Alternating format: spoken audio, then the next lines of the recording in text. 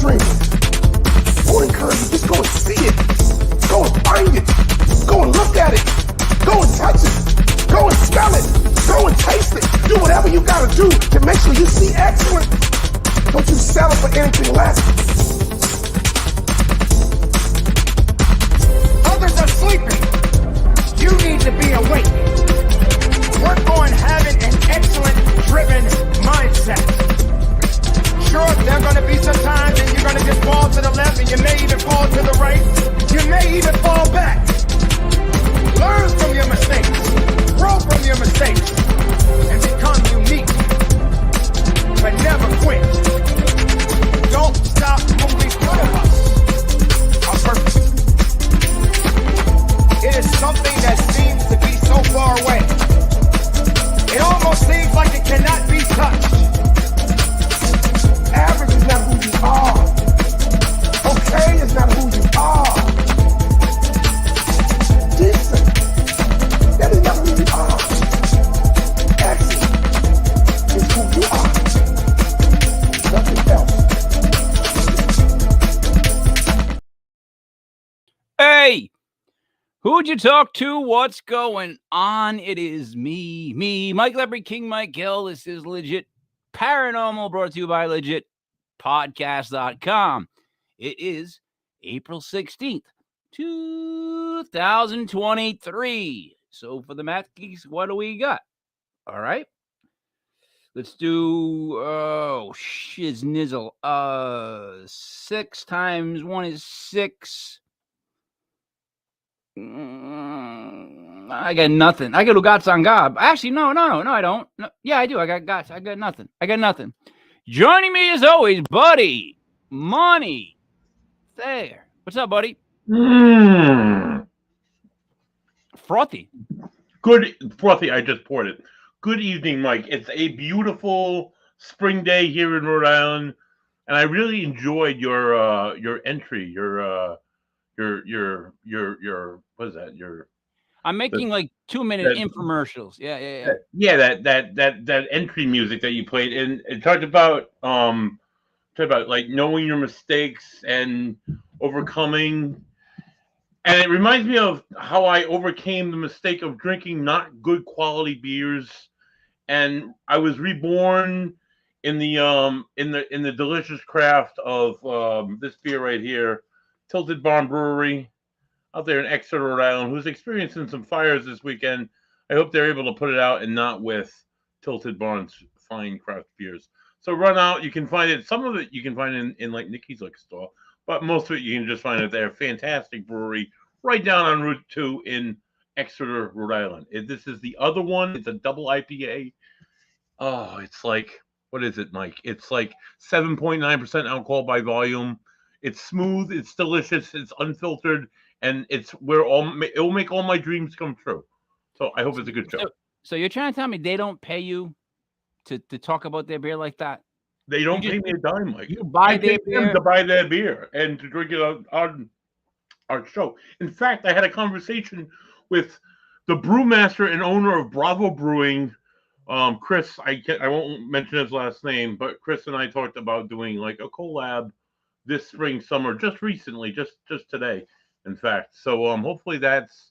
What about the Patriots guy that has the brewery that wants to do the October beer? We were talking. Yeah, I still haven't. They're very busy at the moment, so we talked to initialize it, but we haven't talked about flavor or whatnot. But that was going to be more of a fall thing. So more of a fall thing. Speaking of fall things, Joey Paranormal. What's up, Joe? Not much, guys. Yourselves? How is everything? Where you been? How's life on the ground? I heard you built a bunker, and that's where you've been the whole time. How's that going? Yeah, I had a drill a couple weekends ago, so that's why I wasn't here. Plus, we just got a new puppy, so it's been very long, fun couple weeks. So, just trying to make sure this little Dotson Beagle we have survives every day. So, is it a puppy? His paperwork says he's 5.5 months. The vet thinks he's 7 to 8 months because he has all his adult teeth. So anywhere between probably like 6 and 8 is where he is right now. Yeah.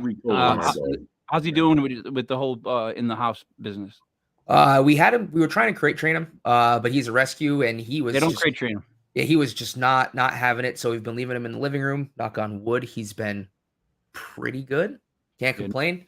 So hoping it keeps kind of going in that direction. Buddy, would you like to do the introduction of our guest while I go shut the heater off? Because I'm actually please, Mike, go shut off the heater because it's like April and it's like toasty here in New England. Joining us this evening live from Fayetteville, Tennessee. She's a paranormal investigator. She's helps to make awareness and money, and I don't know if she actually does that, but she brings awareness to this Old Fayetteville Hospital in Fayetteville, Tennessee, which I hope to hear more stories about. And she's also an author, self-published 2 books, I believe. Please welcome to the show. I'm probably wrong, and I'm probably going to fuck up your name. Cyn Shrader Hill. Welcome to the show. Or freeze. Or freeze. That was always option C.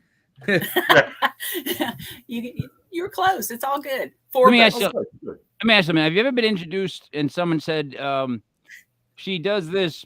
Actually, I don't know if she does that. No. Actually, no. Good. So this is a first, and I'm good with it. Yeah, good job, buddy. Okay. She can be a construction worker. I don't know. She might be. I don't know. So, Cyn, we had you on the clip show. Saw some of your clips. Your whole, I'm going to call it fascination. I don't know why that word just came to me. My wife's from listening to Donna Summers, so I got these words in my head like fascination.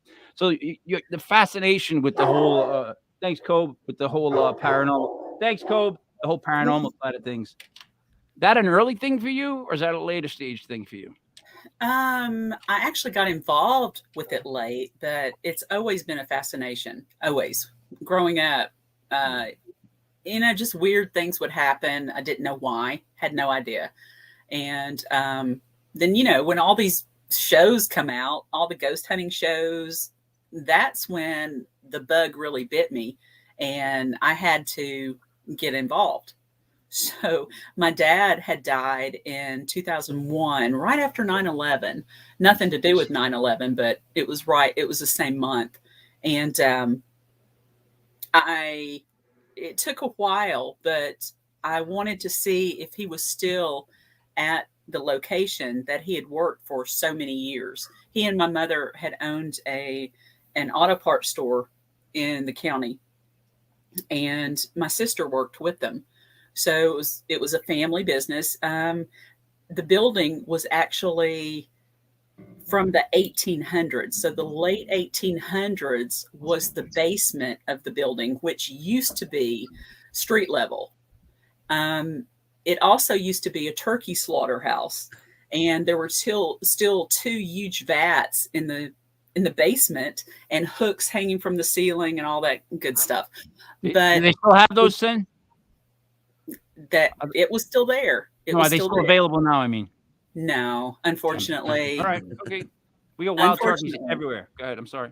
Yeah, you know how cities do. They try to get rid of all the good stuff. All the killings. So anyway, the second floor was actually turned into the first floor, after that. It over the years, besides the turkey slaughterhouse, it was a Red Cross building. It was a ice cream factory, just different things, furniture factory or a furniture display, go and buy furniture, whatever. And then the auto parts. So a little bit of everything. And I wanted to see if my dad was still there. My cousin had gotten them to come down, this group called Ghost Hunters of Southern Tennessee, out of McMinnville, which is to the east of Nashville. Okay. And I was like, you got them to come down? You didn't tell me? And she says, well, here they are. So I reached out to them and got them to come down and investigate the old store to see if my dad was there. Mom, her only stipulation was, I don't want them in my house. You can do whatever you want to at the store. Just don't bring them to the house. I don't want you to do anything there. Okay, I'm good with that. I was the trigger object since I was daddy's girl, and that kind of thing. All the utilities had been turned off at least 3 years prior to this team coming in to investigate. And so there was nothing on. Everything had been cleaned out. My husband had actually gutted it and gotten rid of all the junk. Everything had been sold out of it. It was just a shell of a building.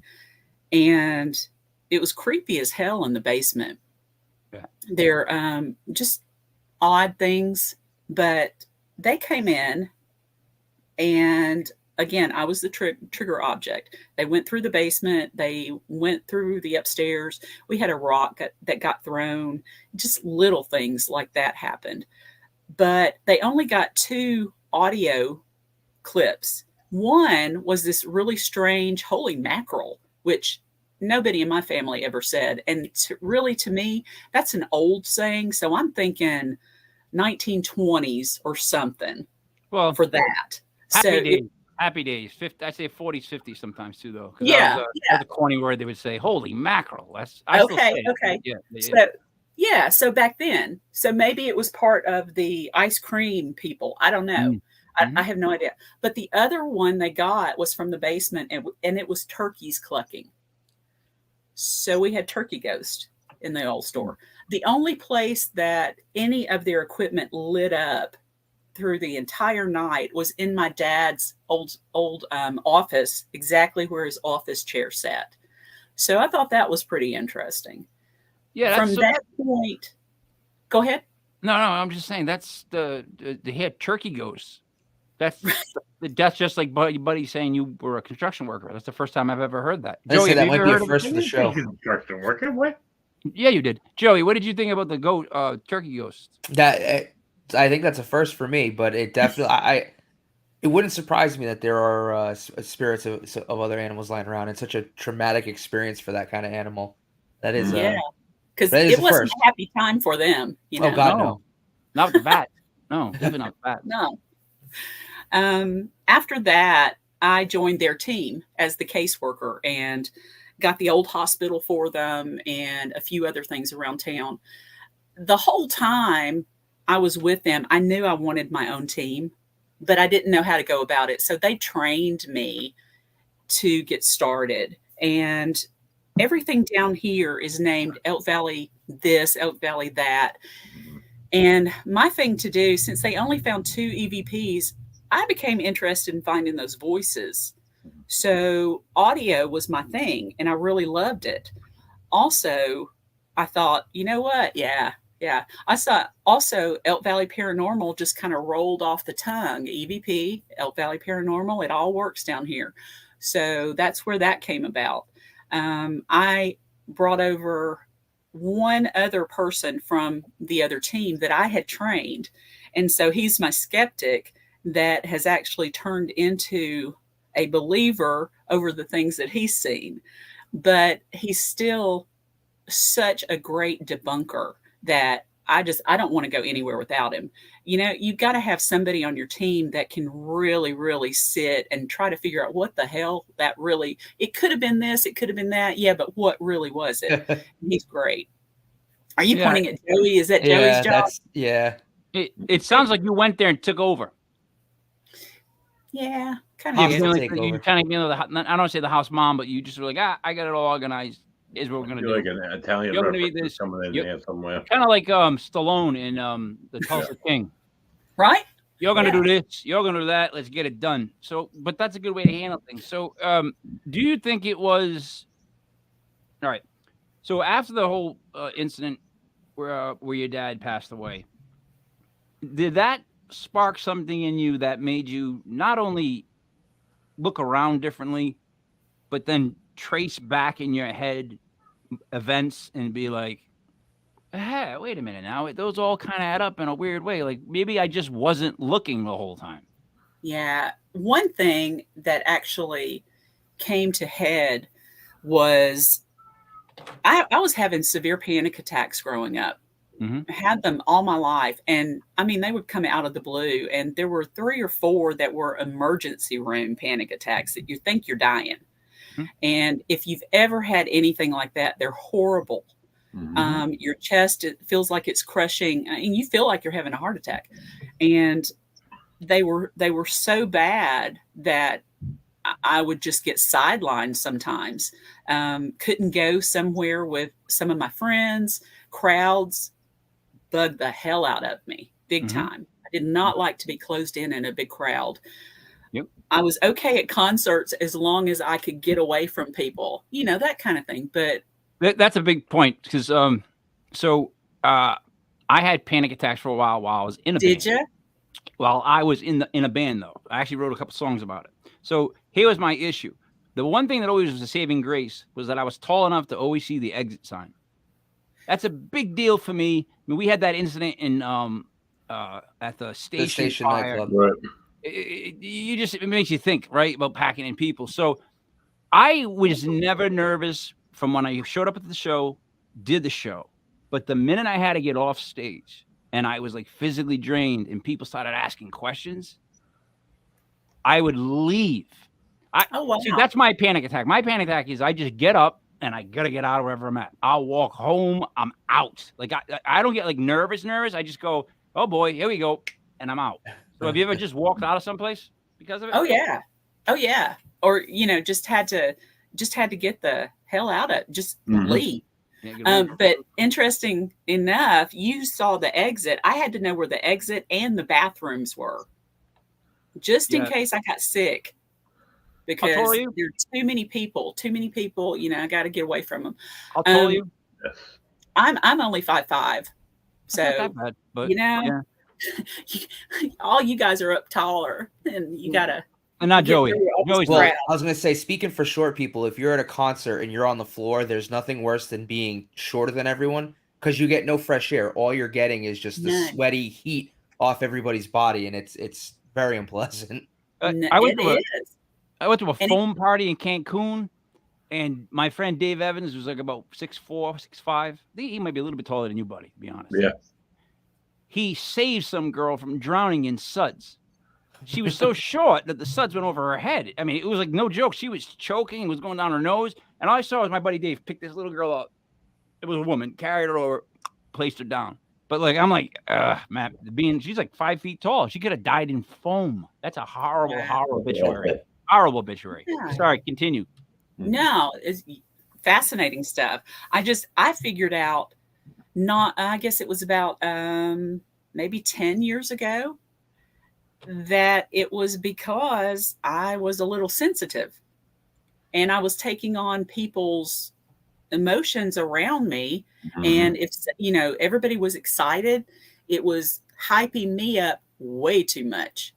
Because I was already hyped up myself, and adding their energy on top of it, I couldn't take it. So that was causing panic attacks. And when I finally figured out what was happening to me, that's what it was. I could get away from people, and I could also, this is kind of silly, but actually breathe in a crowd and be able to stay for a while. So now I'm able to go out on stage. I can talk about anything to anybody. I used to not be able to before I was 30 to do anything like that. My voice would crack. Everything was bad, but I can talk to anybody about anything now, and it's not a problem. Isn't that a great feeling too? A lot of it comes from just accepting all that and figuring out why it's happening.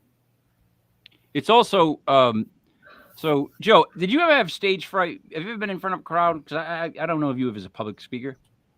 I surprisingly get nervous, but when I'm up there, I'm such a good just bullshitter. Yeah, I just let it rip. Buddy can attest to it because we did a bunch of library talks.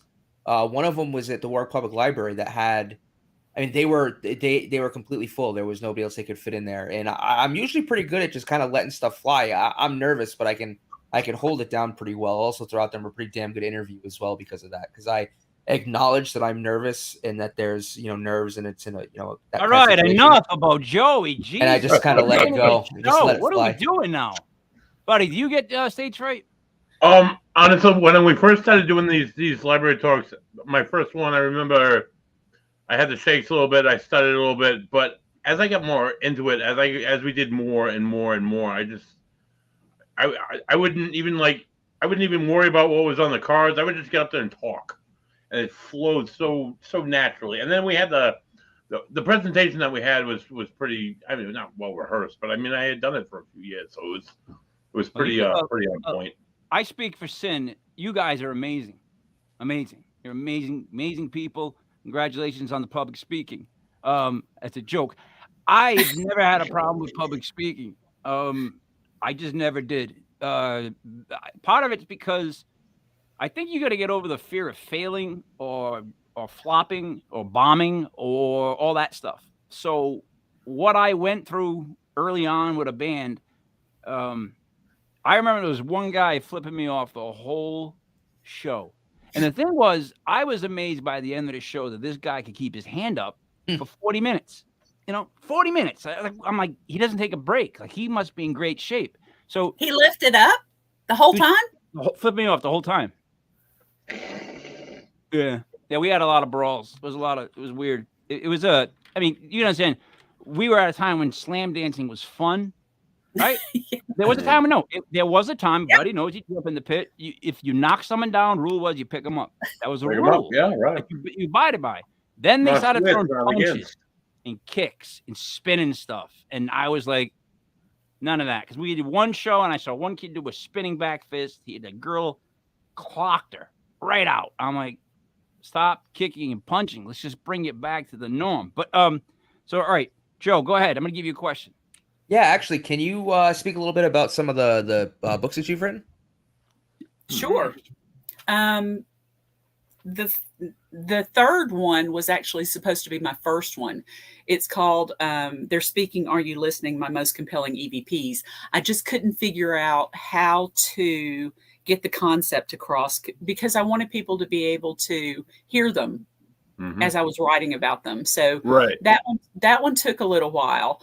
I came out with 2 more before it. That third one, you can actually go through each chapter and then go on to elkvalleyparanormal.com. Down to the evidence section, there's a drop-down menu that has Old Hospital and then They're Speaking evidence. Click on the They're Speaking evidence and you can hear all of the EVPs. There's over 100 in that book. Some of them, Class A, some of them you're going to have to listen to. Some of them you might never actually hear exactly, because we talked about EVPs before when I was on. Sometimes if you get something in your head, it's hard to get it out, right? So always listen. And I tell everybody, and I know you guys know this, that your listeners, and they probably know too from listening to you guys, always have headphones or earbuds in as you're listening to EVPs. Always. Right here. Hold on. Yeah. Right here. Always put them in. I've done it for years. Yes. Mike Markowitz, thank you so much for showing me that. That's an awesome. Cyn, why is it not a like a dummies guide for this? Because when we there talk should to be. Teams, they don't quite know what they should have. I guess they go by the TV shows. I confess, I've never watched the TV show, so I don't know how they go. But everybody seems to. So let me ask you this: do you do the whole thing where you someone asks you to come check their house? Do you check them first? Oh yeah. Yeah, because I mean, some people are just fucking crazy. Yeah. Right? Yes. They are. Yeah. Yes, they are. We've been there. Yeah. I mean, some people they want to be special. People, yeah. They're wanting a show. Mm-hmm. Right. They want a show in their house. They watch Zach. They want Zach to come to their house and do his. Oh, did you hear that? Did you hear that? Just about to do that. Oh, yeah. I wasn't a fan of Zach. I was more Slater, AC Slater. Did anyone get that? Anyone? Yeah. No one? Yes. Right. I totally got that. I don't even know the Zach she's talking about. So I'm talking about Zach. The only Zach I know is Zach Morris. That's the only Zach that should exist with his old cell phone. It's all right. We'll be saved by the bell. Yeah. Saved by the bell. All right. So, buddy, go ahead. I'm gonna give you a question. Actually, I'm gonna bounce over to you. All right, so you're a sensitive, right? At very least, that's what I could ping you as. Not ping you, but I mean that's like what I would if I was to put you in a box. Yeah, that'd be your box. Why are we putting Cyn in a box? I don't know, I'm just I gotta put her in a box, Mike. Anyway. as an investigator, you've mentioned feeling terrified, or like that you've had to leave. What spawned that feeling? Was that a slow building thing throughout the course of a night on an investigation, or were you sitting comfortably 1 minute and bam, it hit you? How did it happen? What were the circumstances around it? Okay. I've only been scared on an investigation 3 times. And honestly, I have never been around all of the investigating I've done. I've never been around anything demonic. So that's in a completely different box to me. Right. I can't talk about it because I know nothing about it except what other people talk about it. I know heaviness in the air, and when you get headaches and whatever, if something jumps you. But the times I've been afraid, it was twice at the old hospital here in town, and then once actually on vacation. And we had stayed in Helen, Georgia, at a cabin out in the woods. But the feeling I get, I never saw anything. I never heard anything, but something just automatically came up on me, smothered me, was right there. And it's like the most incredible silent scream right here. Right. And you can feel the vibration. It is so strong. You can't hear a damn thing. And even if you're recording, there's nothing there. It's just, you're stifled. I don't like that feeling. I don't like feeling. You heard a vibration? Yeah. I mean, you can feel it. It's just so powerful, because whatever this thing was at the old hospital, it has come up on me twice and tried to chase me out. And I mean, it was one time it was just right here in this ear. It was just right here. And I was, all right. I was going back to get some more equipment, so I had to calm my ass down because we were doing a public tour. I had to go get some more equipment. I had to calm my ass down, get the equipment, come back through, because I had gone by myself.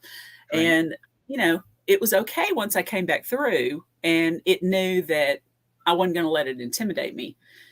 Sean and I, my co-founder, were on the second floor one night by ourselves, and we had gone lights out to see if we could see a shadow figure that had been back and forth and back and forth. And we sat at the nurse's station, and that same feeling came over both of us at the same time. And that night we just had to get out. Yeah. The vacation, the cabin, I woke up one night, had to go to the bathroom, didn't want to wake my husband and the master. So I went all the way to the other side of the cabin. When I passed the stairwell going down into the billiards room, they had an entertainment room downstairs, but something rushed up out of that basement and was right there. And that was the freakiest thing that's ever happened. That was worse than the old hospital. I had to calm myself down to walk to the bathroom, got inside and went, shit, damn it. Now I've locked myself in here, and now I'm going to open the door and see whatever this freaking thing is. When I opened the door, of course, it wasn't there. Right. It was back in the stairwell. If we were to read back what you just said, your words were, I went in the bathroom and shit. I just want to make sure you knew you said that, so that if you hear that clip come up at some point, did it really? Give me a heads up. Did it really? Your exact words were, Joe, am I right? It was something, to that effect. Said, I went into the bathroom and shit. But if I read it. Yeah, well, what I meant was I went into the bathroom, closed the door, and thought, shit, damn it. Now I've got to open the door, and I'm going to see this thing. That's what I meant. But no, I didn't shit when I was in there. No. It's better to say, I thought, oh, shit, than to say, I went into the bathroom and shit. I'm thinking, that's what I do when I'm really nervous. I'm thinking, maybe we get something in common. I don't know. So wait, the cabin thing. So if I'm going to be a skeptic, was it dead air in the basement? Like, is that basement used a lot? Like, close overnight, the dead air come rushing up and hit you. Like, that's all I could come up with. Dead air? No. This thing just, it was all sorts of dread Yeah. Dread hit me. Yeah. And, you know, on vacation, you're happy. Everything's going great. You're enjoying yourself. And you don't get hit with dread or anything like that. So No kids with you? You didn't take kids with you? no, I have no kids. And then that's a good vacation. That's the definition of a good vacation. Because you're like, it's a good vacation. And in my head, I'm thinking vacations. Holy Christ. Ugh, oh my God. It's like ridiculous. But yeah, that sounds fun. A cabin with no kids would be fantastic, actually. Well, I'll yeah, take it was the just demon. me and my husband. Just I'll me and take my the demon. husband. But the next day, I went and got some sage and cleared out the space. All right. So then that means you believe in all of the protocol, like sage for this type of thing, this for this type of thing, right? Depends. I like to use sage to help people clear out their homes and bless the house and that kind of stuff. I've got some Florida water that smells really good and lightens up the spot. So I teach people how to do that. That's a good thing. I only use it myself if something like that happens. And like I told you, I don't get scared, but I don't like to be intimidated. And I was intimidated in that cabin and didn't like it. You bring up a good point now. So here's what I've learned. So ever since I've started this journey with these guys and then in my own right. So over the last year, things have completely changed for me. It's like one of those things where like something opened, I saw something, things are happening. It's been weird the whole time. I don't even tell these guys. They're not going to believe me. But let me ask you this. Don't you, I always get a feeling that I have to stand my ground at least, be respectful, but also let them know that I'm here, you're there, we're cool. I'm not going to mess with you. Don't mess with me. And when I leave, stay here. Like I have to say that in my head now. Whenever I feel like there's anything going on, I'm just like, back up, like get away, please. Do you feel like you have to do that? Absolutely, yeah. I always go in with a prayer, to even to myself, just in my head, you know, to kind of clear everything out. I always do a closing prayer to whatever I've opened up. If I've opened the spirit box, I make sure it's closed. Always say bye. That's what a lot of people haven't been doing. And you've got to close everything. Like people think that Ouija boards are the only bad thing. Well, really, a recorder can be a bad thing if you don't close it. You got to, as you're asking questions, when you're done, you need to say, thank you. We're leaving now. Goodbye. To close the session. That way, if there is something around, it could still pop through. I don't want things still popping through. No. When I'm done, I'm done. No, yeah. You want them to keep their distance. Yeah. Have you guys ever scared off a ghost and told the ghost to go away? Jesus Christ. I don't mean to laugh. Was that a tripping ghost? Joey, have you ever had a ghost terrify you, like, or you had to stand your ground? Mentally in your head, you said it like, all right, get back up. I'm good. Like, no, I wouldn't say I've had a spirit or a ghost kind of ever intimidate me in that respect. I've had locations that I've been, I will admittedly say I was very terrified of. There was something about the area, the location, what we were doing that just kind of, I felt uneasy the whole time and almost had, it's going to sound silly, but almost had like that serial killer-y vibe. Like there was always something creeping outside that just wanted to get in.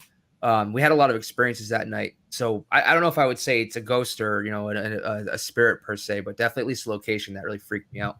So here's my thing. One, I have realized that, like, you know, they say like, good versus evil. See how you brought religion into it, and people try to shy away from anything that has the word religion in it. Like, you can't say religion, you can't say United States, and you can't say certain things like that. People go nuts. I don't know why. I was okay to say, like, we used to chant USA, USA. You'll never get that again. But I realized that, see, in my head, it's good versus evil every day. Like, I feel like we're all, whether we believe it or not, we're all dealing with both sides every day. And some of us are 90% good, where they should be probably 95. Some of us dip to 75. We have our issues. I'm just saying, like, it's a constant battle, right? It's a constant battle back and forth. But bringing religion into it is huge because here's the thing. I feel like that if everybody got on the same page and they didn't wear a jersey, like they didn't say, this is mine, like, I don't believe in yours. If they just came to the conclusion that, there has to be something, right? And I'm going to guarantee you it's the same one, no matter what. I just doubt that there's going to be 6 or 7 different gods or whatever you want to call them. So it's just like, let's get past that. And the thing is, if you're going to deal with spirits and people that have passed on, does that not now hit the religious plateau that we were taught as kids? Well, at least I was going through Catholic Church. Once it hits spirits, is that not somewhat religious? I think so. And when you believe in good, you got to believe in evil. Yep. I mean, you can't have one and not the other. There's both. Yep. And people, you got good people, you got bad people, you got good spirits, you got bad spirits. You've got, someone told me in the last, I guess, couple of weeks ago that they thought, and I kind of agree after I heard this, that if you were bad in life, if you were always bullying people, always picking on people, wouldn't you most likely continue in the afterlife doing the same? Yeah, this is the asshole ghost theory. Buddy's getting excited about it. Yeah. I'm very excited about this. This is a thing. This is not just a buddy theory. No, I would think that once you passed on, right, from what everyone that I've ever listened to talk about it, you gain some sort of collective intelligence. You would think that, because from what I heard, they review all your good and bad. And if you go that way, though, what if you don't go that way? What if you hold this guilt that, like, hey, I was an asshole when I was here. I'm going to go to hell. I'm just going to hang here until somebody comes and tells me I can't be here anymore. That's a coward. But they're an asshole. They're just going to continue to be an asshole. Well, and it could be ones that, haven't accepted it yet. Quick accident. Maybe they don't really know yet. And I mean, you've got a lot of things to look at there. So, Joe, the whole thing of crossing over, right? Do you think that does not touch religion? Like people do not want to say that word. They don't want to address it. Just like I said about the United States. There's a couple other phrases I could say, but no one's going to want to listen to. You just can't say. So it does touch it, though, right? I don't know if I'm the right person to ask about this. I know you're not. That's why I'm asking. Yeah, I don't consider myself very religious, so I think it's more of just a spiritual release. Yeah. And whether or not you want to release yourself back into, the unified spirit or energy that's around us, or you keep to yourself and you still continue existing just in a different form than when you were alive. Again, possibly because you have something that you feel you didn't finish. You're scared to let yourself go. Something along those lines. So you got like an atheist type of. Sort of. Yeah. There's no such thing as an atheist in a foxhole, right?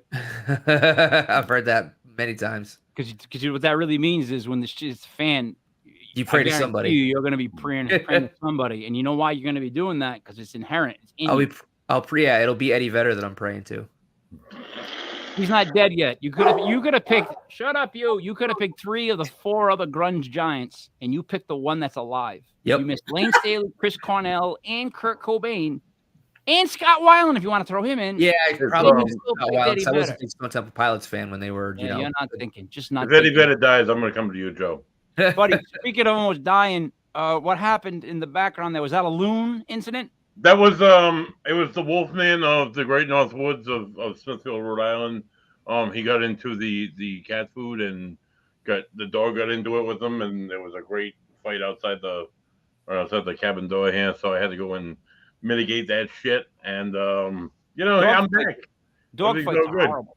Cyn, do you have dogs? I've got cats. Oh boy, cats. Cats have weird agendas. I'm just being honest. I don't trust their agenda. I think they're doing something we don't know. And I'm a cat person, so you might not be able to trust me either. Then you might have an agenda that I don't know about. See, I've always been like a dog person because they are what they are. I mean, I've got one staring at me right now that just won't go away. And if he barks, it's going to be so loud that it's going to break the microphone. He has one of the loudest barks of all time. Joe just got a puppy, which is kind of like having a baby. If Joe doesn't have a baby, you have to get up every 4 hours, make sure the dog doesn't pee on the floor, that kind of stuff. Like, I had twins. So when we had kids, I was on a 3 hour loop where I had to be up every 3 hours to feed somebody. Yeah, I don't know how I did that. I mean, I know now why I have gray hair, but so let's get back to this one. You organize a group. What type of people do you surround yourself with? Well, I knew I wanted to be in charge. We can tell that so far, Cyn. We're with you on that. Right, guys? You guys agreed that she would definitely, she does. She's in charge. Yeah. And I wanted to work with audio. And I wanted to teach other people how to do audio as well. I had to have my skeptic, Sean. He's also really good with electronics and that kind of thing. I had, I've got a mountain man who is phenomenal as far as earth science and, giving back to the land, and big. He could live out there. He got to be big, right? He's not too terribly big, but I mean, he's great to have on the team because he knows a lot of information about Native Americans and that kind of land stuff. And he's an incredible person. He's a hippie. He's a, mountain man, hippie, Native American person. He's not Native American, but he's great. I was thinking like sometimes like, a mountain of a man. I think like the Baroni guy or, like Burt Reynolds. I like Burt Reynolds. No, I don't have any brawny people on the team. So that's good though. You guys are probably quick. So you get your guy to go in the woods, and then you get your skeptic, right? Yep. Are you looking for someone that's sensitive, or do you just do it yourself? Like, in other words, did you go find that piece of the puzzle? I am the most sensitive of them. I have narrowed my team down from several members to 4. You fired people. Yeah, because I couldn't get people to do anything. I've taught them how to record and find those voices, and I need you to video this. I need you to stay on this person the entire time, not. And you go back and your evidence is all the fuck over the place. No, when I ask you to do something, I really need that done. That's important right there.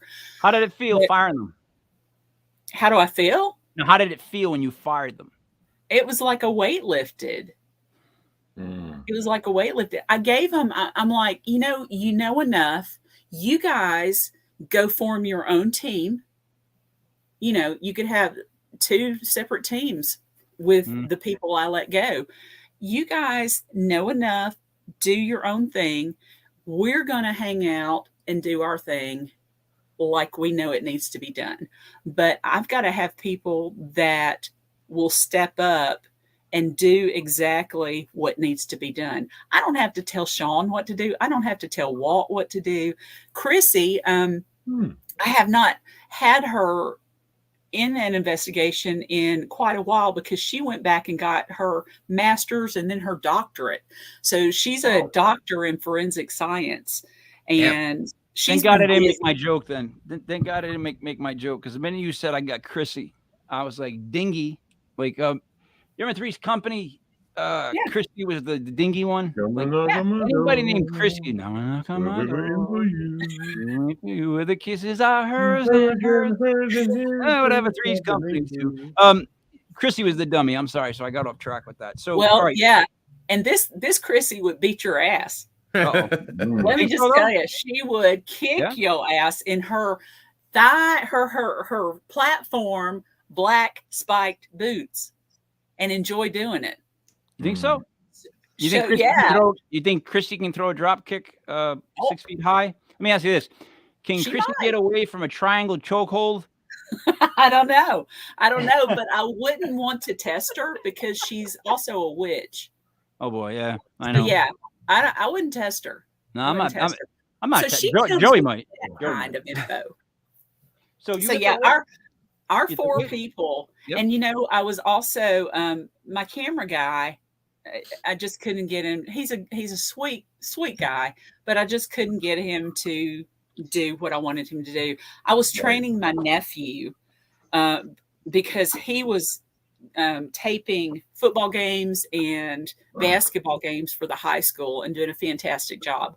He wanted to be involved in EVP since he was like 13 or 14. And I said, no, you've got to be 18 years old. I want you to wait until you're 18 and then I'll train you to be my videographer. And I had just started training him. We went on investigation. He did a great job. And I lost him. He had an accident. He was only 19 and a half and he's gone. He was my mini me. Oh, So, I'm sorry. That's awful. Sorry to hear that. yeah, he was my baby. He did everything with me. He was my murder mystery date. He was my dance date. He was my Olive Garden date. He was my guy. He was my nephew. He did he was like my kid, but my sister had him for me. So, but he was actually a miracle baby. She had 5 miscarriages and then he stuck. And he stuck a year after my dad died. So he was like the one that came in to fill that void. He was the only grandson. So when mom lost dad, she was lost. And then here comes Wyatt, and she could fill that void Great name. and, have things to do. He grew up down at the auto parts store. Mom and Susan tried to keep that store going another 2 or 3 years. And being a female-owned auto part business in a small town with Walmart holding auto parts and O'Reilly's and Advanced and AutoZone in the Tommy same boy. town, Yeah. even though she could my sister could take a car apart and put it back together. Yep. She super smart in that kind of thing. Yeah. But and Wyatt grew up down there. So anyway, fast forward to training him, lost him. I was writing my 4th book. Okay. And in 2020, I had just my first book came out in 2018. The second 2 came out the next year. And then in 2020, I started writing my 4th book. And this 4th book was different from all of the other ones. All the other ones were scary stories, ghost stories, things, eerie things that have happened to me and my team. And then this 4th one kind of got thrown in my lap. God did it, is all I can say. God put this on me to write this book. And it is about our loved ones coming back and leaving signs, checking in on us, deathbed visits. It's got some near-death experiences in it and different things like that. So I got 50 people from all over the country and one even from England to send a story in. And it was about families coming back to them, even pets coming back to visit. And I lost my motivation right when the pandemic hit. I lost it and didn't get it back. Didn't get it back the next year. In 2022, I was visiting a friend in town. That's where I get my sage and all my incense and everything, Valerie. So I was visiting Valerie, and she goes, like everybody else had over the last several months. How's the book going? It's not. And she said, when were you supposed to have that out? And I said, I wanted to bring it out 2020 Easter. And she said, well, you got past that one. You got past 2021 Easter too. But there's only a month before this Easter. So get started. And I said, I can't get the book done by then, but let's see how much I can get done. So she kind of gave me a kick in the pants. Yep. Within the next week and a half, I banged out 17 stories. Bam. And yeah, I mean, I was back on.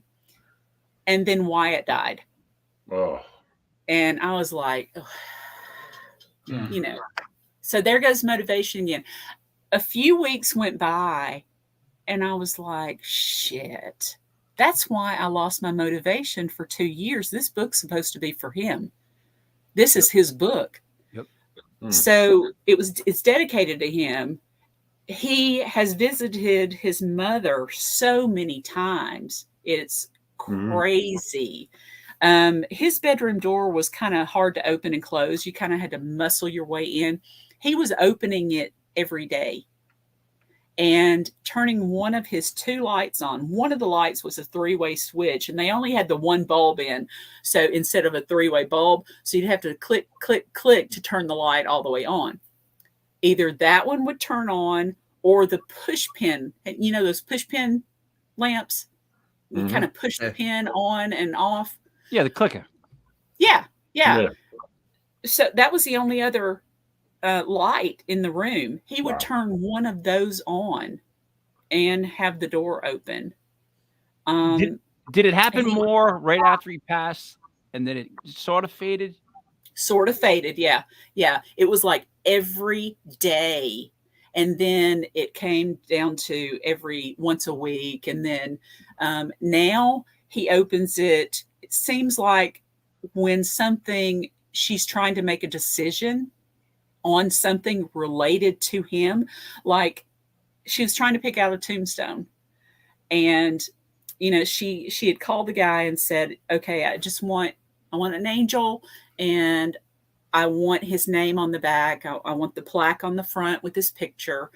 And she was going back and forth about the name on the back, just his whole name instead of on the front too. She called him back and she said, no, put Wyatt's, his little phrase that he came up with. And it's something like, when you find the fire inside you, never let it go out. So she put that, she called him back and she said, I want that on the back. And she came back through and Wyatt's door was open and the light was on. Yeah. So it's kind of like, yeah, Mama, that was the right one. Cool.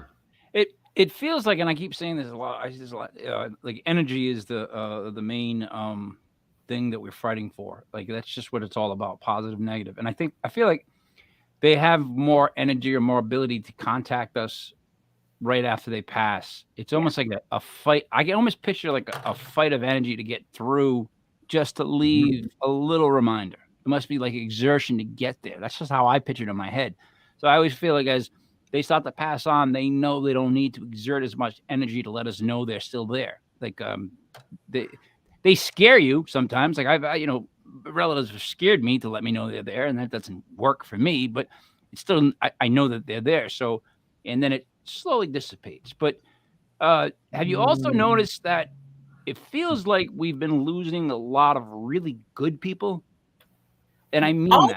All the great musicians. Think about all the ones we have lost. Chris Cornell, Chester Bennington. Well, you know who I'm talking about. And then Tom Petty. You can go on and on. All of these famous people that have just, all of a sudden, they're gone. Oh, there's a conspiracy about Cornell and Chester. I don't know about that, man. Well, they both had a scarf or tie on the doorknob. They both had long histories of mental illness and depression. They also worked for the foundation that tried to help rescue kids from being transported all across the world. Yeah, they were big into that. They were very big into that. And then when they both died, there was that around the doorknob thing that they do, whatever it is they put. Just throwing that out there. It's what I've read. Buddy, I believe in everything. Like, can I just throw a quick, you're talking about signs and getting signs from loved ones. I've talked about this on the show. We had Roland Come to on the show. We talked about in great detail the signs that I've received in the last 4 years since my wife has passed. Today, all right. Now this is she in her last message through this medium that he wrote on this purple paper. This message, she said she would find new ways to communicate with us, and it's happened 4 times total for this one girl in particular, and 3 times since she made this like we got this from this medium last July. So this girl Erin, she was my wife's best friend, and 4 times she's had this happen on her phone. She has an Apple phone. I don't have an Apple. I have so I don't know if this is a normal thing with an Apple. Shocker!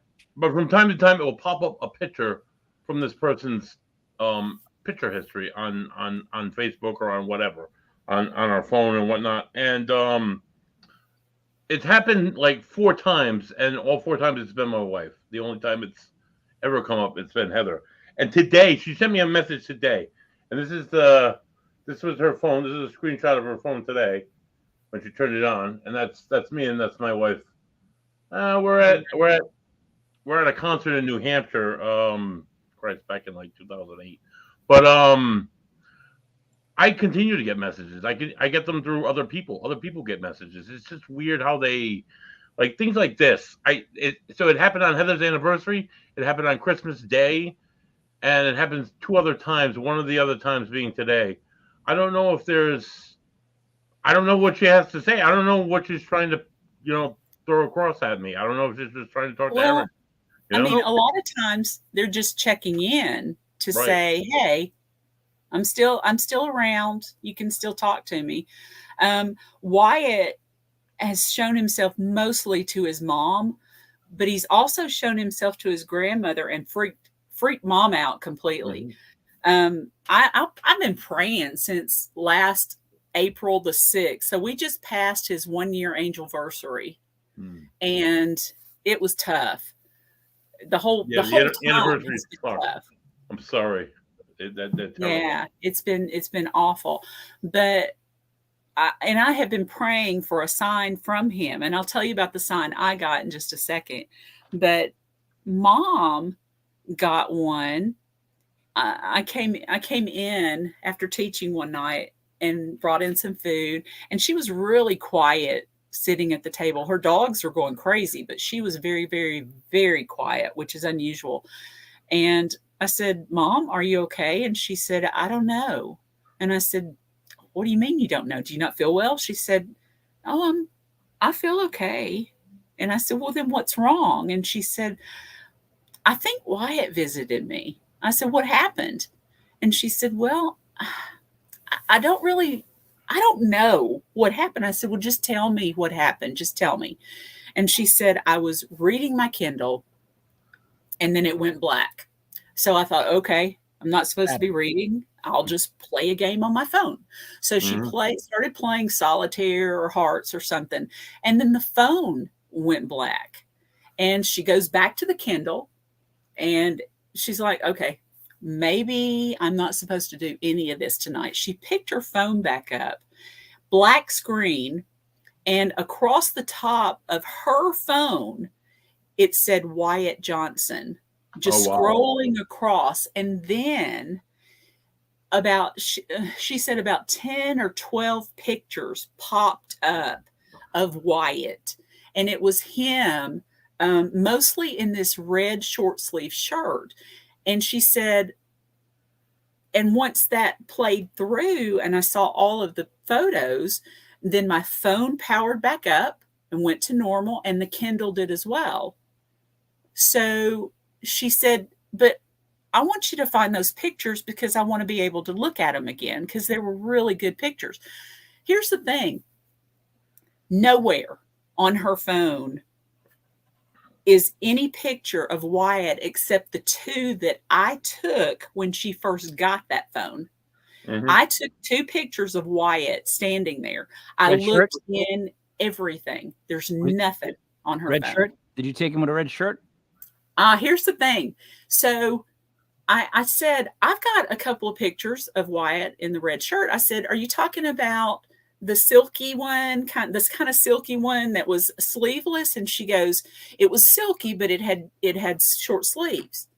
And I said, like the gray one, like this gray one. She said, yes, the red one though. I said, but it's not this red. And I showed different pictures, and she goes, no, it was not that one. So I looked back and I said, well, I've got another couple of pictures that he wore a shirt one Christmas that was short sleeve red. And I flipped it. She goes, no, it was that silky, just like the gray one, but it was red, which he had. I can't find any pictures anywhere of any of us that have taken a picture of him in that red shirt with sleeves. I can't find them. I've looked on hard drives. I've looked on all my media cards. I've looked on his phone, her phone, my sister's phone, on Facebook. There are no pictures that the ones that he flipped for Mom to see. It's still a mystery. I can't figure it out. I can't figure it out. I'm going to speak for Joey on this. They make sleeveless silk shirts? Yeah. I wear sleeveless shirts all the time. I've never come across a silk one. Well, they're not looking hard enough. They're not real silk. It's just, that silky material. No. I just know cotton, whatever that other cheap stuff is other than cotton. I would love, look, I'm Italian. Guys, drink. I would love to have a silky sleeveless shirt. Everybody knows that. Right. I have a North Providence reference and a ghost reference. In what you were just talking about there, Cyn. So you talk about coming through on a cell phone. So my wife's other friend, Missy, she was a close friend. She's known him since she was 15. They worked together in a little restaurant in North Providence called Twins Pizza, where I met my wife when we started working. Oh. Yeah, Mike, drink. I mentioned North Providence, drink. I love Twins Pizza. I love Twins Pizza. Mike, I used to make pizza there. So anyway, I'll no. But anyway, I'll go on. I can tell you horror stories about that place. I know. Anyway, Don't tell me. Anyway,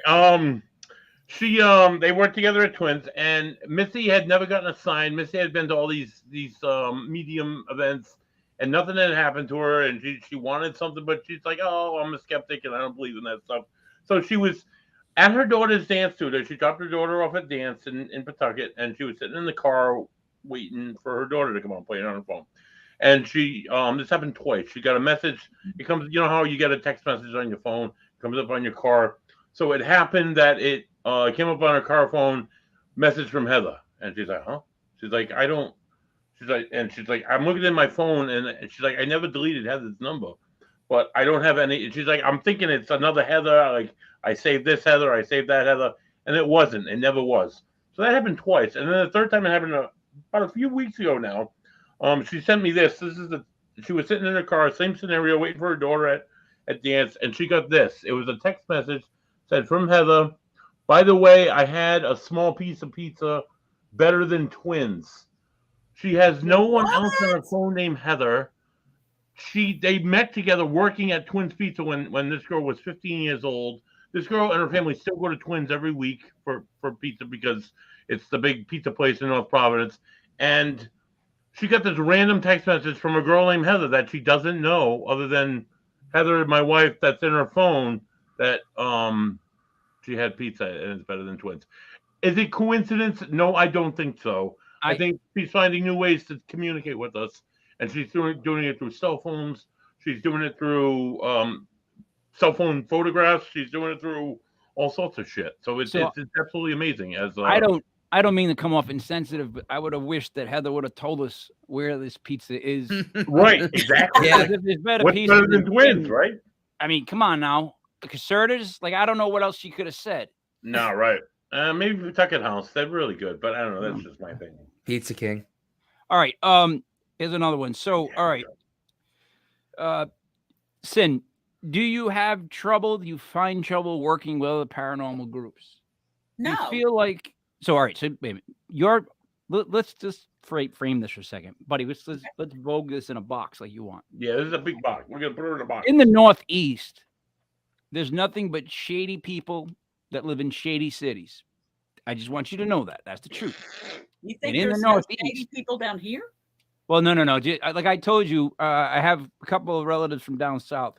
And what they do is they're nice to your face, and then they insult you in a certain way as you walk away. That's just the difference. They're good at it. The Southerners are good at insults, right? The Northeast is just loud, yelling, that kind of stuff. But what I've learned, and I'm, paranormal to me was brand new a couple of years ago. But what I've learned is that people end up doing this stuff for the wrong reasons. And when I mean the wrong reasons, I mean stuff like I've heard people say, I want to be famous. And I'm always like, then you should learn to play guitar, acting classes. Like, I don't know where you're going to go being famous in this. Like, it's because the one thing we've learned, it's about one-on-one connections. The best part about the paranormal is when you experience something and you can share it with someone else. That's by far the best of the paranormal.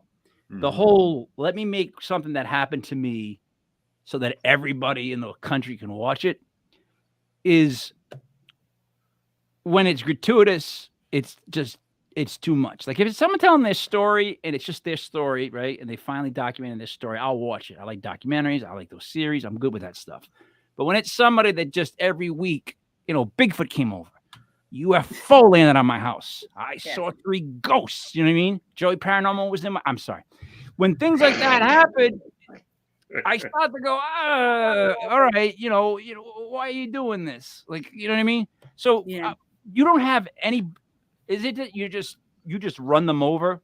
Like you're not the trailer park, you're the tornado. Like you just go straight over people, or because there's such bickering in the paranormal world because everybody wants to be the one that goes, I saw this, or I heard this, or this happened to me. Oh, mine was bigger than yours. It's ridiculous. I didn't mean it like that, Joey. Knock it off. Do you know what I'm trying to say? I saw him smirk. I know what he means. Do you follow what I'm saying, Cyn? What is that like that down south?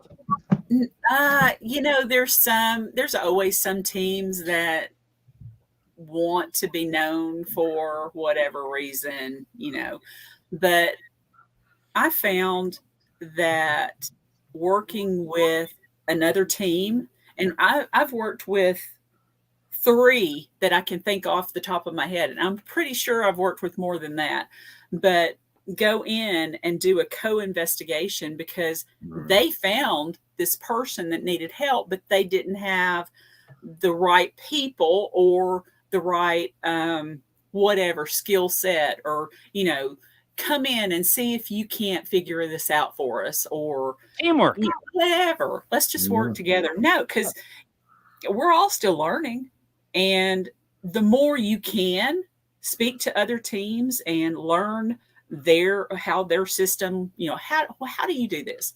What do you do here? What happens when you see this? I'm learning all the time from everybody. Just talking to you guys tonight, I'm learning things. So, I like that. I would rather be like that. You have to constantly keep learning, right? Like absolutely. The goal should not to be like, I want to be like Barbie. You know what I mean? I want to be like Ken. Like I want to be Barbie and Ken. I want to be, you know what I mean? I want to be those people. Fuck Barbie and fuck Ken. You know what I'm trying to say? Yeah. And you know what? We're not going to learn everything. We're not. There is too much unknown in this field. And when someone says they know what the fuck is going on, run. They don't know what the fuck is going on. There it is. You're right. You're right.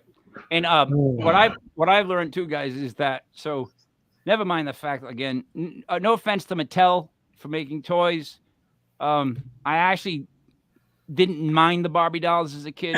Like I didn't play with them. You played with them. I always hated Ken though. I always hated Ken. He wouldn't sit in the car right. He didn't do anything he was supposed to do. Yeah, play front, man. Possessive and pushy and all this kind of shit. Fuck Ken. Let's get back to this. So, when you were at your youngest, which would probably be before you were born, but youngest that you remember, what's the first memory of something that happened that you went, well, all right, I'll just let that go? The first thing that happened to me that was really weird was a deja vu moment. And it was when I was 6 years old. Wow. I was sitting in front of a bulletin board, and some people will go, "Ah, deja vu. That's not paranormal." Well, it's weird. If it's not paranormal, it's at least weird. But I was sitting in front of the bulletin board drawing. We were in our art, part of the day or whatever. And it was the seal of the United States was on the bulletin board. I was drawing the seal. I was drawing the eagle and the talons. When I got to the talons, I realized I'd done it before, but I hadn't. So, what is that? Is that from the universal brain that we were kind of talking about earlier? All right. As Buddy tries to get rid of a stain. I gotta say, as you're saying, what is that? Buddy's sitting there playing. What is that going? I'm like, and no offense, it looked like the kind of stain that was, dare I say, crusty. Like he wasn't like just wiping. Did you notice he was trying to get it off like this? I was stating oh my God, point. come on. I didn't say anything about it. I just said you're doing this. I'm gonna get a beer. I am of a firm belief, right? That, and again, I'm of a lot of beliefs that nobody listens to, but that's okay. I feel like that sometimes sound itself just gets stuck or goes on forever, just like energy. In other words, I'm of the opinion of vibrations and everything's working like this. And I feel like, I don't want to say multiverse, but I feel like there's every now and then a crossover of the vibrations. And I feel like some apparitions, some lines that just someone said to somebody over and over, say it in one place, they get caught. Yeah. I don't know how to explain that, but that's the feeling that I always get when I get those things like that, as if they're not in a loop, but it's almost like, I kind of like touch the water on that. Like that's from that's not, you know what I mean? It's out there. Yeah. Does that make sense? Yeah, absolutely. Have you, at the old hospital, we've got a residual haunting that it's some nurse that wears this god awful floral perfume. And she just comes around, she's around when you smell that real floral scent. And she never does anything. She doesn't interact. We've never gotten a voice, nothing like that. She's just in the structure. We've got a lot of limestone down here. So things go into the limestone, into the old wooden houses, into the logs or whatever. It just stays. My mother has heard my dad walking, my grandmother walking, my dad taking a shower. I haven't heard those, but I don't live in her house anymore. So that, there's that. But she's heard them. So, Joe, before you go, because I know you're on assignment, have you ever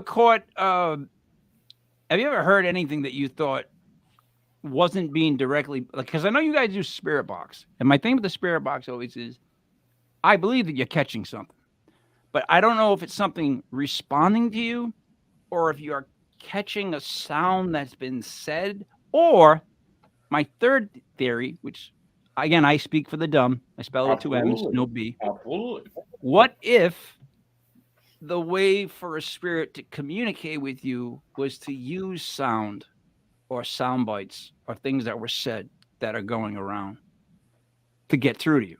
Like, do they have to use their voice to make contact? Couldn't they just use something else, maybe? Right? Anybody on that? That last part's kind of interesting because, I mean, in theory, unless you're specifically looking for a loved one or someone that you know personally who might have passed on, you're never going to know if that voice, that sound that you're hearing is actually the spirit's voice from when they were alive, or if it's been distorted and contorted through the different planes that they're kind of existing on. Yeah, if they're in that energy, they can use what's, I would think. Yeah, this is how my head works. They can use what's in their realm, right? So yeah, and constant. And you got to think, we all also hear things differently as well. Like I'm hearing my voice, but I'm hearing it differently than you guys are hearing it, which I feel awful for you guys because it's terrible. Very So No, it's pretty good. It's not better so than Buddy. voices. So I think I love EVPs as well. I think that the imprint of a voice on a recorder in that sense is probably one of the best ways to be able to communicate. Sometimes you can't do it in real time, and it's unfortunate. But yeah, we have no idea if what we're hearing is what they actually sounded like or what they mean to sound like. I think it's just kind of our brains trying to process what we're hearing because All right. it's so. That's another point. It's so unnatural to hear a voice that, like, I remember saying what I just said, and there was no other voice or sound when I said that. Yet here's a response, and you can't explain it. So, Cyn, two things. One, do you think that it's possible that what I'm saying makes any sense? That they're using what they have at their disposal to get voices across? May not be theirs, but maybe an old radio station they had. Boom, they put it through. And then second, Joe, what was the last thing you just said? Because I lost track of what you were saying. What's the last thing you ended with? I don't remember now. You don't even replay it.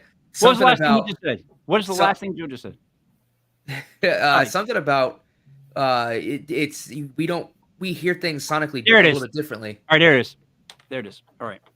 So here's the thing.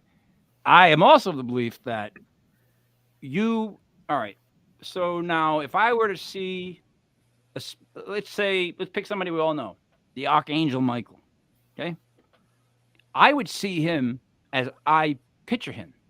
Yeah. Does that make sense? Yeah. Yeah. Italian. So you would picture him differently than I did, but that doesn't mean it's not the same Right. person. Yeah, exactly. Across, right? Is that what we're saying? Yes, because spirits can show themselves to one person as a shadow and as a full body apparition to a person standing right next to them. Yep. Right. So Right. Exactly. yeah, Exactly. they can show themselves, and they can also go into, if you've got three recorders, if you're there, three people of you all recording at the same time, they can pick the recorder they want to be heard on. Yep. Yep. Exactly. Yeah, that's the weird I've caught thing. them on both. I've caught them on one. I've caught them on 2 out of 3. I hear you. It's funny how they stand out. 2 recorders side by side. One, it's clear as day, and the other one is not at all. Exactly. That doesn't get enough rub or run. What I mean by that is that's the one part where I think that, like, Ocean State Paranormal, your group should promote more. When you get 3 recorders, right, all in the same area, and 2 pick up the same sound that one doesn't, or one picks up because when it's one that picks up a sound that the other 2 don't, I go, or it's like both wait, recorders, something wrong with that recorder. That's both my head. recorders, the camera, all 3 investigators hear with their ears. That's absolutely, like, beyond clear that. as day. I'm just saying, at the base, 3 recorders. To me, if you get 2 out of 3, something was said, right? You can't say 2 malfunction exactly the same. Because the thing is, I always bring this back. When we started making music, we had to use the 8-track, those long tape things, right? Whenever you put a new one on, you always heard weird noises at the beginning of that tape because it's made to imprint sounds. So that's why whenever I ask somebody if they heard something on a recording, I always say to people, like, whereabouts was it? And if they ever say to me it was at the very beginning of the tape when I played it, I'm always like, because I've had some weird stuff come off tapes that were just like imprinted. Like, and again, I'm not saying, I don't know if they're imprinted by who, what, or whatever. They could have just leaned up against the can of the can for the reel, and it just comes out. Like, I can't tell you how many times we would put in a new one and we'd all sit there because it was like, what's it going to say? Because it would be like, you're like, what the was that now? But so 2 out of 3 is a big deal. That's a big deal. And people don't see that as a big deal. And the thing is, because, again, I'm going to bring this all the way back to this because it makes everybody uncomfortable. But, Cyn, when it touches anything religious, they just now, it's like curling. They just let the stone go and they back away from it and let it just drift to the circle, and they act like, hey, but it's like they don't address that part. Like, if you guys are picking up 2 voices on 3 recorders, right? It's a spirit. Would we agree? It's got to be something like that, right? It's got to be something that's passed on. Be something. Yeah, That's it's right, gotta be something like that. Where did it go? So where was it going? Where are we going? You know what? I don't know how that became a bad word to even like bring up on conversations, but I enjoy saying it now more than I did when I was younger because it just upsets people and I can't figure out why. Like my thing is this, being an atheist, Joe, here's my problem with being an atheist, right? I can't see how walking over to say Buddy is the biggest God guy in the world, man. Buddy's like, he's got Jesus on his chest, Mary on his arm, all that stuff, right? No, like, what is the satisfaction of going up to someone like that and saying, "Hey, you with the ray of hope"? There's no God. Well, and they go, I would never say that personally. I think everyone needs to believe in something, so I would never shout anyone down. Everyone's entitled to believe their own thing, and all right, so my beliefs in science and grounded facts are no more crazier than someone saying I believe in someone who created everything, because we can't prove any of it. But you're really, an exception. we can't. We take scientists' words for fact. But you're an exception, because when people say that, they act like you are stupid. Their response is always that you're the dumb one. Like they'll be like, "Nah, of course there's not. What are you crazy?" And then they bring, you know what it is? Here's the thing. Cyn, I'm sorry, but buddy, just you're good. Buddy, go like this. So the thing is this. He missed it completely. They'll bring up stuff like, well, you think Noah's Ark was real? Do you think da-da-da-da was real? And I'm always just like, I don't know. Does it matter? Does it matter? Does it matter? I don't know. What's that got to do with everything else? Well, I mean, come on. It's like, we're at this point where we pick apart stuff so much. And I mean, no offense, especially the Northeast, Catholic Church gave us, allegedly, a lot of reasons to not like them throughout the 80s and 90s. They just did. It was like SeaWorld. Ship one over here, ship one over there. It was just bad. So my thing is this. I wonder if people could, because like I know a witch who believes in all witch stuff, but still believes in the whole God thing. And I'm like, well, how can that be? Because in the Bible, doesn't it say you can't do this? Or doesn't it say you can't be a witch? Like you can't do that? But then people are like, oh, that's not true. Because it says here that, you know, you're supposed to go and spread the word. And that's part of spreading the word by like relating and getting into it with people. That's where I get confused. So I just feel like we're all part of the same like shit sandwich. Right. Nobody wants to realize that they are, because again, we're all nuanced. If you say you're a good guy, then I don't believe you. You have to have a little bad in you at times. It just does not make sense to me. You're nuanced. I don't even think the Pope, the one that had the Pope mobile, I don't think he was probably 99% good. He had one time he had to have a bad comment about something, right? He didn't like breakfast or lunch and was like, this is junk. Like he's had to have one moment in his life. He's a person, right? Whatever. Joe, what do you got for a last question before you go? I know you got that surgery. I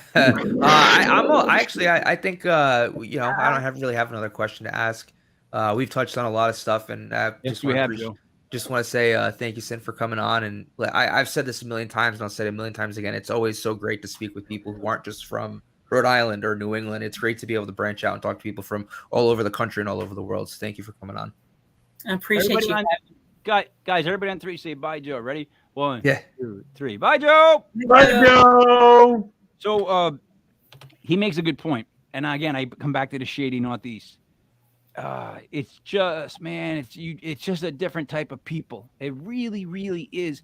They're possessive about their locations. This is what freaks me out. I didn't know this until I met him. I'm not saying he does it. I'm saying he knows of it. Certain people be like, no, that's our location. That's it. We're locked down on that. We don't want anybody coming to, and it's like, so you don't want like a second opinion? You're saying that you just want to be the only one to go there, listen to stuff, and be the reporter of it. And now everybody's supposed to believe you when you didn't let anybody else go there. I don't get that. I mean, I don't think it should be like, let everybody come through. Yeah. But you should be able to be like, oh, let's go here. I'll go here. Bring you guys down there. Let's do this. The Northeast is a lot tougher. Wouldn't you rather, after you go to an investigation and get what you think is some good evidence, wouldn't you like for another team to come in and get something that validates you? Absolutely. I would. And you're able to share in the same experiences.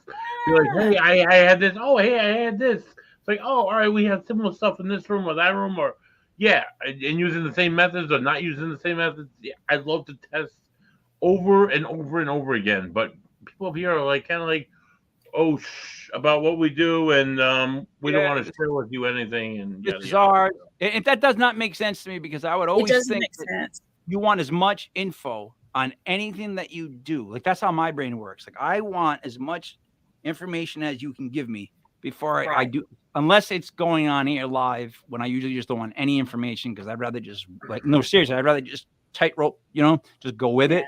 But if I'm planning out something serious, like just doing the shows we're doing at Block Island, the 3 weekends we're having at Block Island, they're going to be big. I mean, June, July, and August. Tim Weisberg and Michelle Freed. We got Matt Warner, and then we got Chris. And we got all these different events that we're doing on those days, and we're taking out the bingo hall, and we're putting it in a bar, at a beach, at a speaking thing where people can learn stuff about tarot, stuff about remote viewing. In other words, people go to these things because they have a story they want to tell you. That's why they go. They're not going to hear really the story again. I mean, they've heard especially in our area, we've got like 1 or 2 locations that are very popular. So you hear a lot about it over and over and over again. It's kind of the same stories. To me, it's always like when you hear that story you've never heard before, you just get that. That's what I want to hear. Like, I want to hear that one house in Burrville that had movies made about it. We've had aren't even remotely true. I've never seen one. Want to hear that shit over and over again. It's just it's not even that. Some people do. They like the oldies, like they like the greatest hits. Like, people like the greatest hits. Like, you can't, like, I go see a band, I want to hear the greatest hits. That's true. But I want to hear the new stuff. And my point is, they play it safe and they stick to what sells, as opposed to taking the chance to take a leap of faith and try to do something different. Because what I've gotten back from people is this: I like the VIP party better than the cons. And I'm like, You do you? They're like, oh yeah, the VIP party, you get to meet the person, you get a drink with them, you have to actually have a conversation. I got to tell them my story. And I'm like, well, how's the con itself? And they're like, I was walking around a bingo hall and I think I bought like a necklace. So it's like, I'm trying to figure out how to get people more connected with this, make it more of a personal thing than opposed to, I don't know, because when you go to a group speaking, especially if it's a medium, and then they don't call on you, like you're the little old lady that went there because she wanted to hear from like her husband, and he doesn't call on her. This old woman walks to her car thinking, oh, he didn't want to talk to me. Like, do you know what I mean by that? Yeah. I mean, what's your take on that? Me? On Paracons and like how they handled and the changes that they could have to just make it more like, I don't know. The 2 I have been to, and because I'm a newbie at Paracons, the 2 I have been to, they actually did a really good job. I went to Moundsville, in West Virginia, and their Paracon was really good. They had speakers up on stage. To the side were all the vendors that you can walk around, and people were stopping to chat with you and they wanted their stories heard. And well, what do you think about that? I think it was my dad. What do you think? Well, I don't know. I wasn't there, but if you think it was your dad, if your dad acted like that and you grew up hearing that, maybe it was, but only maybe, because I can't tell you for sure. Yeah, they need to trust their gut. You have to trust your gut with what you heard, because if you hear what you hear, like, I mean, you heard it, you don't need validation from someone else who doesn't know the person that you heard the person you know. Does that make any sense? And second, absolutely. Flowery perfume just makes me think of an old lady playing bingo, because when you said floral perfume, I immediately thought like an older woman. She got a gigantic purse. There's a Kleenex box in her back window of her car. I don't know why. I don't. This particular one is a nurse. So I'm thinking 70s, 60s, maybe exactly. 1960s, 1970s. And it was like that big. cloying, that really cloying Avon perfume. And it was just, you smell it and you're like, holy cow, yeah, she's here. She just walked right asbestos. I try to picture guys coming home from work in the 50s, right? And for some reason in my head, everything's in black and white. And they got that suitcase, that briefcase, whatever. I don't know what they do. I don't know what everyone did in the 50s, but they all had briefcases. They come home and that first whiff they get is like getting hit with a rose garden in the face. Yes. Why? How is that a feeling? The French used that way back because it covered up the smell. Like, no, I'm being serious. You go back. Overwhelming smell. They didn't bathe. It was time they didn't bathe. They used perfume, and the perfume of choice was always had that floral smell because it's like the opposite of a skunk in that it still stinks, but it's a pretty smell that stinks. You know what I mean? Like, it's too much. Yeah. It's we just had a client years ago, case number 13 for Ocean State Paranormal. 13. And 13. And myself and another investigator were in this bedroom on the second floor apartment of a tri-decker. And all we kept smelling was this woman's strong perfume, like right in our face and then gone, and then right in our face and then gone. It happened 27 times in 14 minutes. what? 20, it was like here and then gone, and then it was his face. It was gone. My face gone. It went back and forth between us in 14 times in 27 minutes, and there was one bottle of perfume on the bureau of this woman's apartment, her bedroom bureau, and it was like a musky smell. It had nothing to do with like this sweet overpower. It like hit me like right here, and it like exploded my sinuses. So we went downstairs. We finished the investigation that night. The other two investigators which was one of them was Joe, who recently left us. They kept hearing a woman singing like humming like she was cleaning or something. So there was when we finished the investigation, we went back to the guy's shed. He had a man cave. We went in the man cave and we're like, so they heard like a woman singing up there, and I kept smelling. Me and Chad kept smelling this like it's really strong, sweet smelling perfume. Like right, I got it like in my nose. Buddy, where did it bother you again? The perfume? Like right here, right? My eyes were on fire. What did she sound like? All right. I know you're anyway. So the guy who owned the place had bought the place in 1992. He had a woman that lived up there on the second floor. She had lived there for 40 years.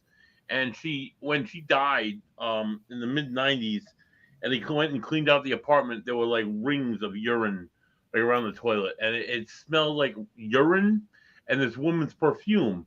She got, it was called Candy, and it was from Avon. So she got Avon delivered. It was Candy, and it was that sweet perfume. And when I described it to him, like, oh my God, it like hit my eyeballs, and it was like right up here. He's like, Candy, Avon. I'm like, oh my God, it had to be that because it was just so sweet smelling, and it was like right in my face and then gone, and then right in my face and gone. Now smell, smell to me is spookier almost than voice.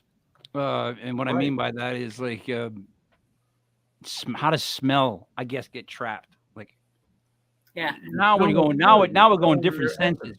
You know what I'm just saying? Like, that opens how up. Is that, how is that residual? Yeah. Right. How does that smell hang? You know what I mean? Because I can see things getting trapped in stone and wood and that, but how does a smell get trapped?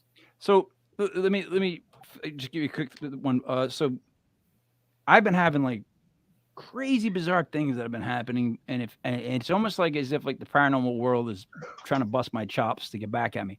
Right. I went to staying at a hotel. It's 3:30 in the morning. The wife's asleep. I will admit the drinking. I wasn't too drunk, but I did drink. I smoked a little bit. It was no big deal. It was only crack. Of course not. Of course it wasn't. But so I'm in a hotel. The walls are concrete. They're concrete walls. It's one of those new style industrial things, right? So I'm laying there in bed 3:30, and I hear like a loud pop in the wall, like a knock. And I'm thinking, holy shit, was that a knock in the wall? Like, is that what they say when they hear knocks? And then a couple minutes later, I heard it again in a different wall. And then I hear it right above my wife's head on the concrete wall. Now they're solid concrete walls. Like Mhm. I can see a wood wall making a knock because Yeah. my house settles all the time, and I hear Right. noise and like it's settling. But then I start to hear, and I'm not joking, someone starts tapping on the door at the end of the hallway, and then they tap on the next door, and then they tap on the next door, and the tapping's coming closer to my room. They know, And Mike. They know they're on to And you. I'm going, you mother. I'm like, if you come in this room, I swear to, because I was getting angry, Christ. And then we get close, and I hear at the end of the hallway. So now I'm at the peephole, which I always feel creepy and wrong looking in a peephole. There's just something about it that ain't right. Like you're like, you know what I mean? Trying to see what you're not supposed to. So Creepy. Yeah, creepy. yeah, there's nothing in a peephole, right? I see nothing. I go back in bed, right? Starts again. The knocks start going. And I told buddy this before. I literally said out loud, like, I don't care if I wake up and there's a little girl at the end of my bed or a woman in a white dress with long hair. I'm going back to sleep. Y'all can just go, you know what I mean? I'm out. Like, I don't want any part of this. And I fell asleep. That's just how I handled it. I didn't know how else to handle it because it was like one of those things where like one thing happens and nothing happens. And you just start going, because I'm not going to tell people this. No one's going to believe me. And it keeps happening. You're like, now I'm getting angry because it's like, knock it off. Like, I know you're there. And you know what I said out loud? No matter what your message is, I'm not going to help you with it. So just knock it off. Like, I'm not passing it on to anybody. That's not me, guy. I'm not that vessel. Go find somebody else. Like, and you know, a lot of times that'll happen just because you are involved in the paranormal field. Oh, I know. And they know that. I know. Wow. And they will just, you know, you've got like this beacon light and they just come around you, and sometimes more than others. So I have learned that if you are going to deal with any of this and you're going to talk about it, especially for a couple of years, every Sunday night, and now we're doing it like 4 or 5 shows a week. Right. You are going to eventually end up crossing paths with things that aren't quite right. My issue has been, I had this awful feeling that it's a constant battle of good and bad going on right now that we're not paying attention to, because I keep saying good people keep passing away. And I mean by that is like people that I know that are really good people have passed away. The assholes that we know, they're going to be alive to 200. That's right. It's just like, why are we losing these? Like, it just seems like they're all dropping like flies. Why did we lose Wyatt? You know, why did we lose Wyatt? Amen. Good kid. And that's the thing. And so, and I'll leave you with this. My thing about children's voices is based simply on this. Well, I always think that the conversation. How can you end with this? I have to say this. I've always felt like they may not be children because, again, this is what my theory is. Especially like if it's a house that burned down. Oh, when you hear voices? Yes. You mean? Yeah. Kids' voices. Like in a place where, like, say, like the kid burned in that house. My theory has always been that where really good is killed, well, wouldn't that mean that's where really evil is born? Because isn't that the flip? In my head, that's like the perfect time for evil to come in is when good goes out. There are a lot of times, I know at Hell's Bar Dam, there is a room called Mary's Room. And, you know, have you also noticed that the little girls are either named Mary or Sarah? Yeah, right. Right? Yeah. So, yeah. But this particular Mary's Room was just freaking creepy. They had set up a doll, you know, dolls around this table. Oh, fucking dolls. Party. Dolls. Don't get me started on those because they're just messed up anyway. But yeah, the voice that I got from that room was not a little girl. It was this freaky voice that came across. So what I'm thinking is some of the voices that we hear and we think are little girls are not. They're just something trying to get your attention. And then once they have your attention, they might go home with you. So you got to be really, really careful with those. You always use the best bait available to catch a fish. I'm just saying that in that way. And every yummer for me. I don't I just and have a little girl is not intimidating. Makes you want to go look for her. Makes you want to look deeper Exactly. for her. Makes you want to figure out. I want to help her now, and Yeah. that's the perfect way to do that because like we've heard kids' voices on battleships. We're on a Yeah. battleship. Why would there be a kid on a battleship? Buddy, what's that got to do? It's Gary Yamamoto. It's the best bait I use to catch largemouth bass. I was just saying, it's what I use. You talked about bait and catching things. I'm like, oh, I'm gonna go fishing this week. I didn't say go get bait. Did you, Cyn? Did I say go get bait? I thought I was just talking about bait. It was right there at the end of the bottle. Mention bait, yeah. Mention bait, and he had to show that. You keep bait near you? Thank you. That's weird. That's a little weird. Just weird. I'm just saying I don't keep bait near me. Maybe I'm wrong.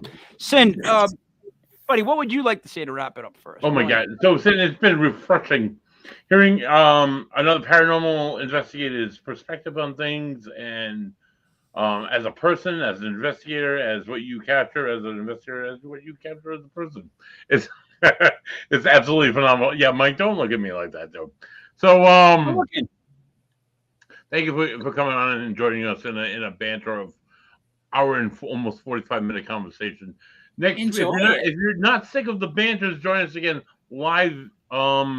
Live at 8:05 on Tuesday evening as it's a legit metaphysical world. We're going to be doing live readings. Wednesday it's the news. Thursday it's clips. God knows what's going to be on. And next Sunday is live at 7:05. We're joined by what's her name? What's her name?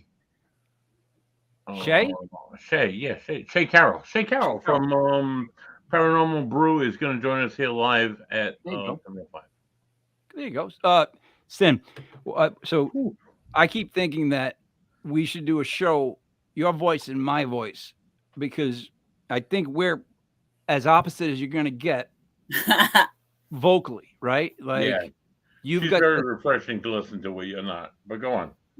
Oh, wait a minute. Hold on a second. So what I'm saying is, and you have the twang in your voice, and I have that I can't pronounce an R in my voice. Yeah. Do you know what I mean? Yeah. You know what I'm trying to say? Like a car. Yeah. I'm not as bad as Boston. We're not Boston. We're not Providence. Is not Boston. Oh, No, boy, guy, get the car. Scott. Hey, Scott. Go get a car. I want some lobster. Lobster. And then down south, the funniest one was I heard this southern guy, he was a friend of my father-in-law, say, thank God I opened my mouth or that barrel would have shit right in my face. And I'm like, what? Listen, yeah, what? You never know what you're going to hear. You're never know. Like, what does that even mean? What do you mean? Thank God I opened my mouth or that barrel would have shit on my face. And I'm like, yeah, that's a phrase. Okay, I'm with it. All right. So, Cyn, what would you like to say to wrap up?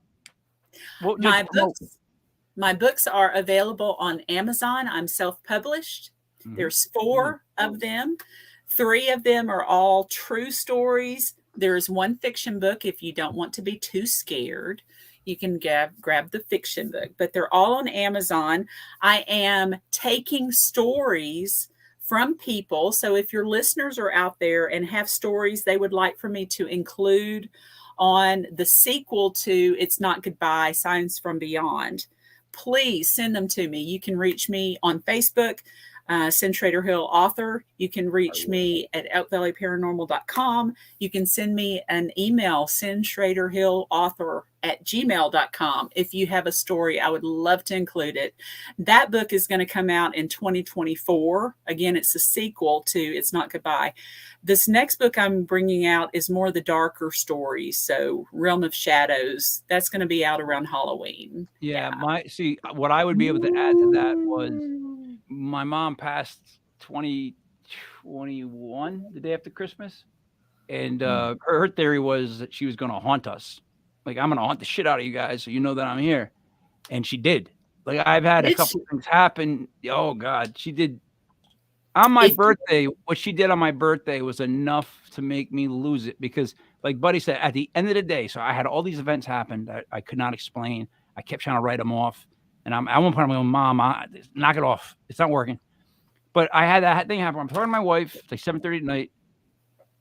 I get a text on my phone and you just read the byline. I mean, you see what it says, and it said, "Felicia, we've been trying to reach you," which is my mom's name. So it was like, what the fuck? Like, that's the last thing after all this whole day, me trying to write her off, the Blue Jays, what happened to me at Target, like all the different stuff, right?